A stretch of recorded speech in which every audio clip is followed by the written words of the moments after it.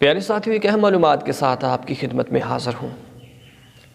हम बिस्तरी एक ऐसा तरीका है कि जिससे इंसान को भी लज्जत आती है और बीवी को भी लज्जत आती है।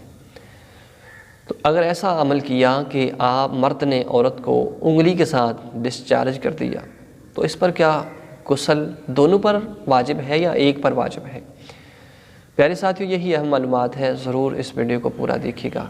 उससे पहले अगर आप हमारे चैनल पर नए हैं तो चैनल को सब्सक्राइब कर लें और वीडियो को लाइक ज़रूर किया करें। प्यारे साथियों, हर वो काम के जो गलत है उससे इस्लाम ने मना किया है। तो आइए अब इस मामले की, इस मसले की जानिब चलते हैं कि अगर मर्द ने, बाज़ जो मर्द होते हैं उनको आदत होती है कि वो उंगली के साथ औरत की शर्मगाह के अंदर उंगली डालते हैं। प्यारे साथियों, ये गलत काम है।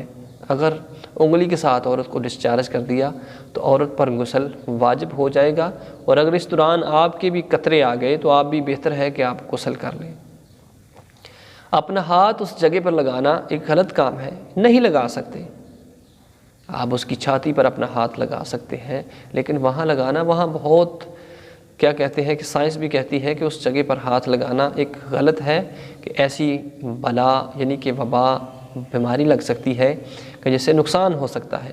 तो नुकसान से मना किया गया है, ऐसा काम करने से मना किया गया है। तो ज़रूर प्यारे साथियों, अगर ऐसा आपने किया है तो ज़रूर इससे परहेज़ करें।